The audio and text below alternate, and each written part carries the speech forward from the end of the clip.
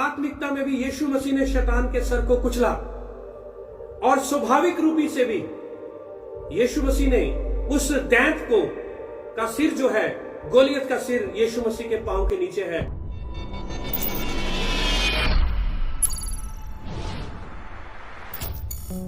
शलोम everyone, प्रभु यीशु मसीह के नाम में आप सबको जय मसीह की।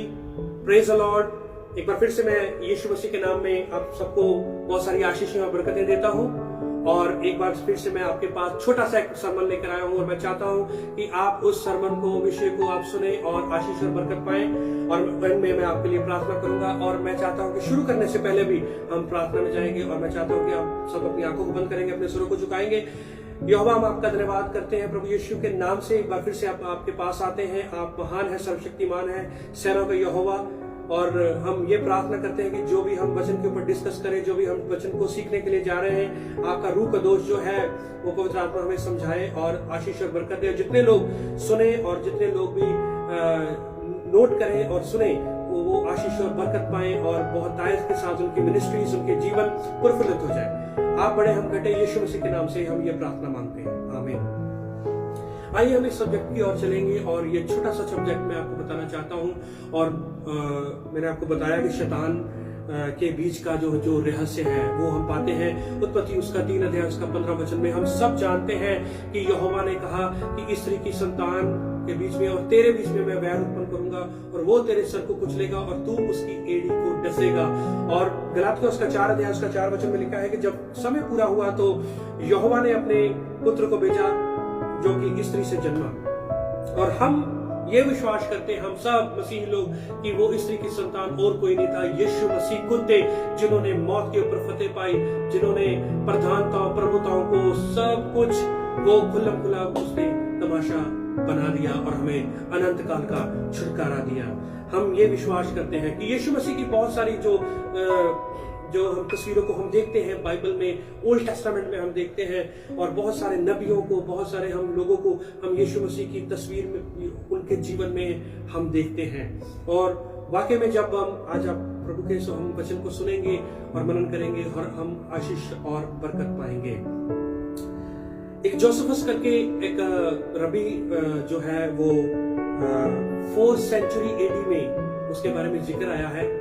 4th सेंचुरी एडी में जोसेफस करके, और उसने ये अर्ली फादर में वो गिना गया, और उसने ये खोज करी कि वाकई में इस संसार में जो थे वो दैंत थे। और उत्पत्ति 6 अध्याय उसका 1 वचन से लेकर 4 वचन तक हम जब पढ़ते हैं कि जो दूध जो थे वो फेंके गए नीचे, ठीक है, और उन्होंने मनुष्यों की स्त्रियों के साथ जो है वो संग किया और दैंत उत्पन्न हुए। और यही जो है वो दूसरा पत्रोस उसका 2 अध्याय उसका 4 वचन कहता है। और यहूदा की पत्री उसका 1 अध्याय जो है उसका 6 वचन, उसमें भी लिखा है कि जो स्वर्गदूत जो है उन्होंने गलत काम किए, और उनको जो है नरक में, उनको बंधनों में डाल दिया गया, ताकि अनंत काल तक उनका न्याय जब तक ना हो जाए तब तक वो वहां पर ही रहे। तो इसका मतलब जो है वो दैंत जो थे इस संसार में, और दैंत हम बाइबल में बहुत सारे हम देखते हैं। और हम देखते हैं कि गोलियत के बारे में, और दाऊद जो मैं बताना चाहता हूं कि जो दाऊद है वो यीशु मसीह की तस्वीर है। दाऊद जब वो अपने भाइयों को खाना देने के लिए जा रहा है, जब वो अपने भाइयों की सुधि लेने के लिए जाता है, और फिलिस्ती जो है वो गोलियत जो है वो ललकारता है यहोवा की कौम को, यहोवा के लोगों को ललकारता है, और सारे जो लोग जो है वो डरे हुए हैं। सारे फिलिस्ती जो है वो उनके खिलाफ है, इजराइलियों के खिलाफ है, और उनका जो लीडर जो है वो गोलियत, वो ललकार रहा है यहोवा की कौम को। और वहां पर सन्नाटा छाया हुआ है, और डरे हुए हैं लोग इजराइल में। साउल डरा हुआ है, प्रजा डरी हुई है। और उसी समय दाऊद आता है, एक बालक आता है, और आकर कहता है कि मैं इसको खदेड़ दूंगा आज यहोवा मुझे इसके साथ लड़ने की सामर्थ्य देगा, और ये मेरे पांव में होगा आज। ये इजरायली लोगों को वो कहता है, और वाकई में ऐसा हुआ। दाऊद जो था वो लड़ने के लिए तैयार हुआ, पर लोग जो थे वो उसको सारे ताने मारने लगे, बहुत सारे जो है डिस्करेजमेंट करने लगे, बहुत सारे निराशाजनक जो बातें उसके जीवन में बोलने लगे। ये याद रखें, बहुत सारे लोग आपके जीवन में निराशाजनक बातें बोलेंगे, बहुत सारे लोग आपके पुल डाउन करेंगे, बहुत सारे लोग आपको मिनिस्ट्री में, सेवा में पुल डाउन करेंगे, बहुत सारे लोग जो है आपके जीवन में पुल डाउन करेंगे। But remember that Jehovah is with you. परमेश्वर जो है वो आपके साथ है, यीशु मसीह आपके साथ है, और जब यीशु मसीह आपके साथ है, आपके खिलाफ कोई भी खड़ा नहीं हो सकता। ये आप याद रखें, क्योंकि दाऊद के साथ यहोवा था। दाऊद के साथ जब यहोवा था तो वो यहोवा के नाम से लड़ने के लिए गया। उसने 5 पत्थर लिए, पर एक पत्थर से उसने गोलियत को वो गिरा डाला। एक पत्थर से उसने जैसे गोलियत को गिरा डाला, पर बाकी पत्थरों से उसने क्या किया? बाकी पत्थरों से भी उसने और दैतों को भी मारा, क्योंकि वहां पर और फलिस्तियों में और भी दैत थे। उसने और दैतों को भी मारा, पर इस फलिस्ती को उसने जब मारा, गोलियत को मारा, और गोलियत का सर उसी की तलवार से काट कर वो यरूशलेम में लेकर आया। पहला शमूएल उसका 17 अध्याय उसका 54 वचन में लिखा है, ही किल्ड गोलियत। उसने गोलियत को मारा, गोलियत को मार करके उसका सिर काट करके वो यरूशलेम में लेकर आया। क्यों वो यरूशलेम में लेकर आया? क्या लोग जो थे वो डरे हुए थे, और वो उनके अंदर जो है वो उत्साह पैदा करना चाहता था कि देखो, जिससे तुम डरते थे, आज मैंने उसी का जो सर जो है काट कर मैं आपके लोगों के बीच में लेकर आया हूं। क्या इसलिए? हाँ, ये भी हो सकता है कि लोगों का खौफ, लोगों का डर दूर करने के लिए, भय दूर करने के लिए वो लोगों के बीच में उसका सर काट करके लेकर आया, क्योंकि दैत जो है वो इतनी आसानी से मरते नहीं थे। दैत जो है, जैसे उसने पत्थर मारा वो गिर तो गया, पर उसका सर काट कर वो यरूशलेम में लेकर आया। यरूशलेम में ऐतिहासिक किताबें कहती हैं, बाइबल में नहीं आपको मिलेगा, पर ऐतिहासिक और बहुत सारे स्क्रोल्स हैं, बहुत सारी जो ऐसी किताबें हैं जिन किताबों से, ऐतिहासिक किताबों के, यहूदियों की ऐतिहासिक किताबों का सहारा लेकर हम और भी बाइबल को अच्छी तरह से समझ सकते हैं, और भी गहराई से इनके साथ जा सकते हैं। और ऐतिहासिक किताबों में लिखा है कि उसने उस सर को लेकर के, गोलियत के सर को लेकर के एक पहाड़ में उसने गाड़ दिया। और एक ऐतिहासिक किताब और भी कहती है कि जो आदम के जो स्कल्स जो थे, आदम को जो डेड बॉडी थी, उसका जो स्कल्स जो था, वो शैम जो था, वो शैम उसके स्कल्स को यरूशलेम में लेकर आया, और यरूशलेम में उसने आकर उसको भी दफनाया था। अब यीशु मसीह की जो भविष्यवाणी है, 3 अध्याय, उत्पत्ति 3 अध्याय उसका 15 वचन में, और इस दाऊद के साथ और गोलियत के साथ इसका क्या मेलजोल है? मैं इसका थोड़ा सा आपको मेलजोल इसका बताना चाहता हूं, क्योंकि जैसे ही दाऊद यरूशलेम में उसके सर को काट करके, गोलियत के सर को काट करके वो लेकर आया और उस पहाड़ पर उसने दफनाया, और शैम जो था वो जो स्कल्स जो था, आदम के स्कल्स को लेकर के उसने उसमें दफनाया, उसने उस पहाड़ पर दफनाया। वो और कोई पहाड़ नहीं था, वही पहाड़ था, कलवरी का पहाड़, जिसमें यीशु मसीह क्रूस के ऊपर चढ़ाए गए, जिसमें यीशु मसीह के हाथों पांव में कील ठोके गए, जिसमें यीशु मसीह के हाथों पांव में कील ठोके गए, जिसमें यीशु मसीह मेरे लिए और आपके लिए वो मारा गया, और उसने आपके लिए और मेरे लिए लहू बहाया। और वो भविष्यवाणी कैसे पूरी होती? क्योंकि वो भविष्यवाणी पूरी होनी थी, क्योंकि जो दाऊद जो था, दाऊद ने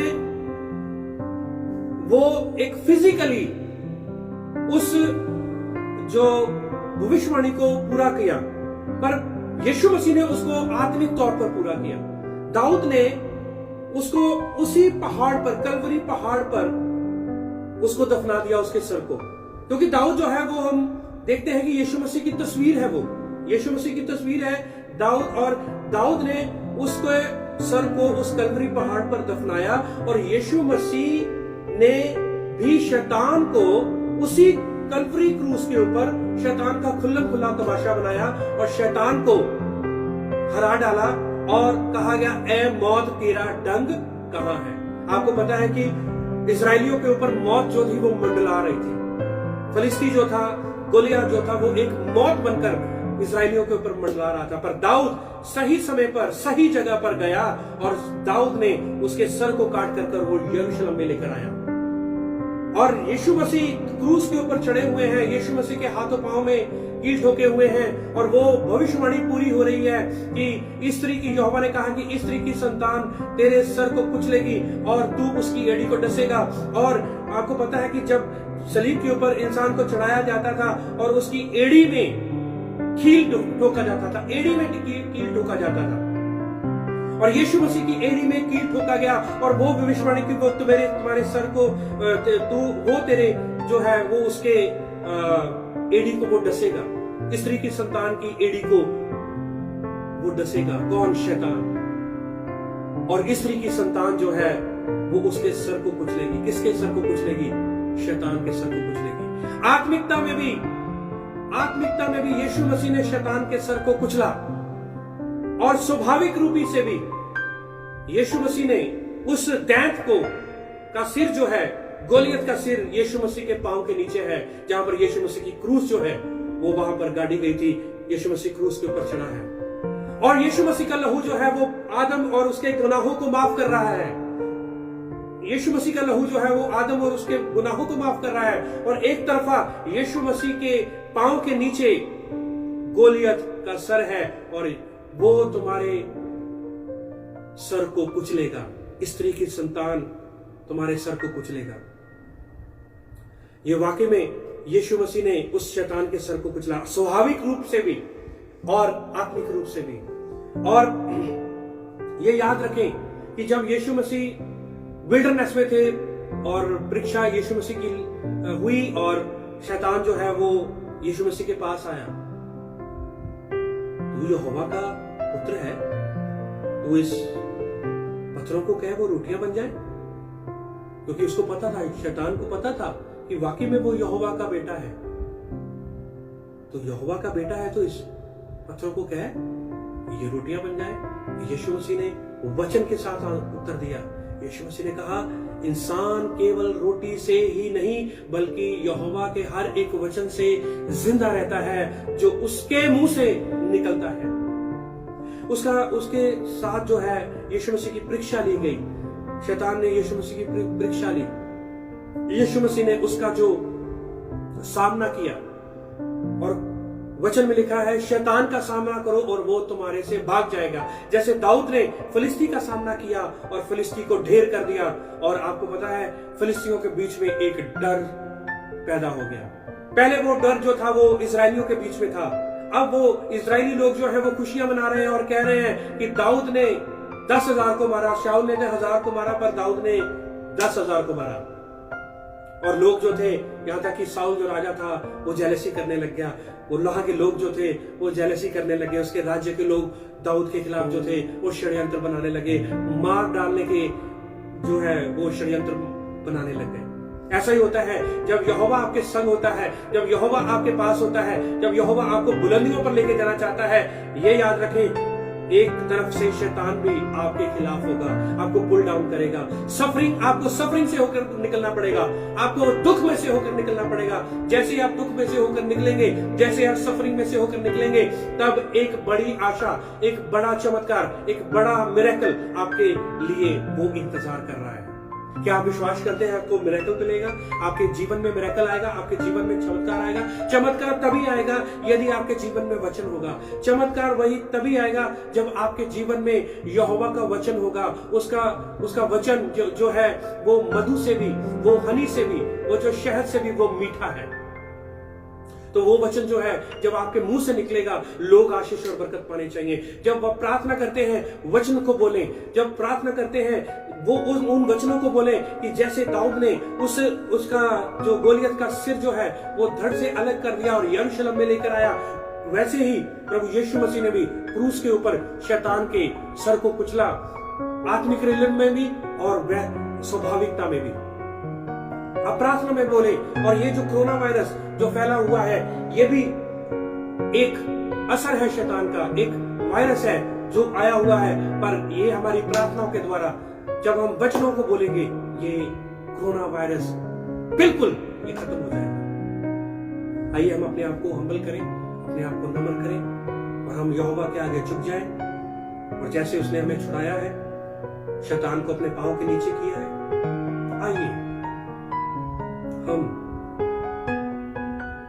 ये प्रभु यीशु मसीह का धन्यवाद करें कि उसने हमें जीवन से भी बढ़कर किया है। आइए हम प्रार्थना करें। प्रभु यीशु, हम आपका धन्यवाद करते हैं। सब लोगों के लिए हम प्रार्थना करते हैं जिनके पास भी ये वचन जाए, वो शैतान का सामना करें। ये समझ जाए कि यदि यीशु मसीह ने शैतान के सर को कुचला है, तो हम यीशु मसीह की देह हैं, हमने भी उसके सर को कुचला है। यदि वो जिंदा हुआ है तो हम भी जिंदा हुए। प्रभु यीशु, सब लोगों के आशीष और बरकत देना, सबके जीवन में अपना अनुग्रह, अपना फजल करना। आश्रय कर्म को मांगता हूं, चंगाई को मांगता हूं, यीशु मसीह के नाम से मैं ये दुआ मांगता हूं, आमीन। सबको जय मसीह की शलोम, और आप सेफ रहे और अच्छे रहे, और यहोवा आपको, प्रभु यीशु आपको बहुत सारी आशीष बरकत। जय मसीह।